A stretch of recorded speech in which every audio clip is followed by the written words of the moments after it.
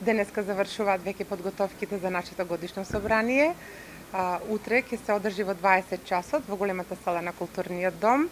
Ќе биде пропратено со културно-забавен дел и работен дел, во кој ние жените од Општински комитет Струмица, Босилово, Василјево и Ново село ќе дадеме еден преглед на целата наша работа што имаме сработено за оваа година, од едно до друго годишно собрание. Ќе имаме многу гости и еден од нашите најважни гостини е нашата председателка, господја Даниела Караѓозовска и членовите на извршниот комитет. Така, еве помина една година од претходното собрание на Унија на жените во Народа помина. Дали може да се согласиме дека има одреден прогрес како учеството на женската улога во јавниот живот, во развојот на општеството и посебно во водичките улоги во самите политики? Токму и тоа ни беше целта, да ја афирмираме жената во нашата општина, па и на ниво на цела република. Знаеме дека жената е столб на општеството, столб и на политичките збивнувања во Македонија.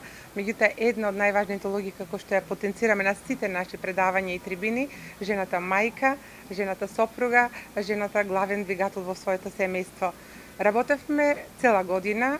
Целта ни беше да ја ажурираме на сите полиња и како жена домаќинка, жена на своето работно место, меѓутоа и да продискутираме за прашања кои што се многу важни и ја тиштат секоја жена.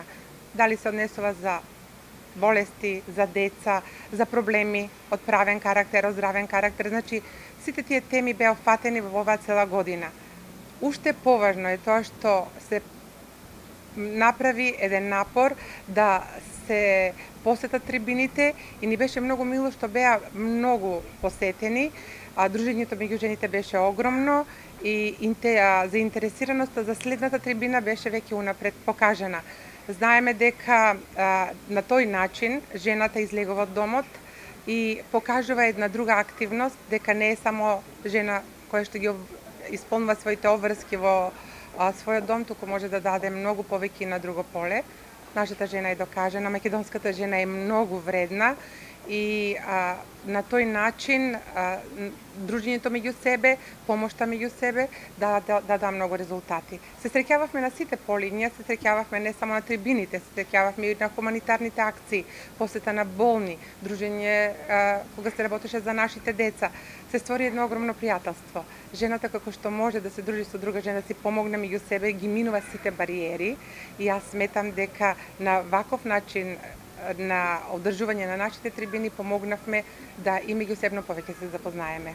Еве вие како пример реален, која е тајната за една успешна жена, посебно во условија како што е македонското општество? Па јас мислам дека голем процент од нашите жени се успешни жени.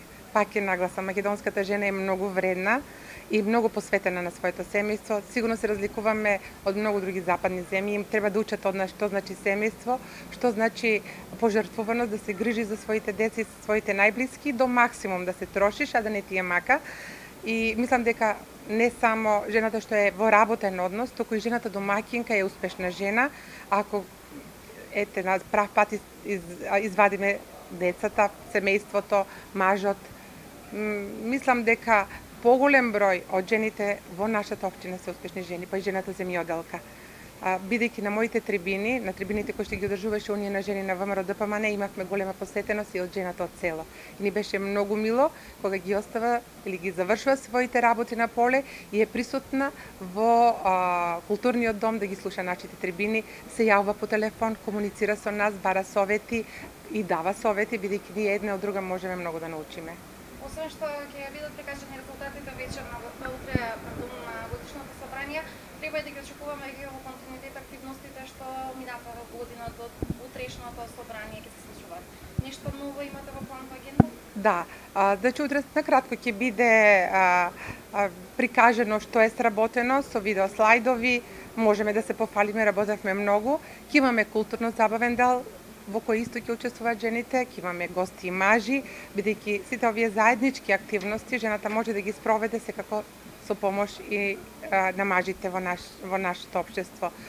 Овој културно-забавен дел сигурно ќе биде доста интересен. Ќе имаме и коктел приготвен од самите жени, значи и утре вечер ќе покажеме дека жената може да организира и друг начин на дружење, кој што на многу пати во многу осврти е покажано.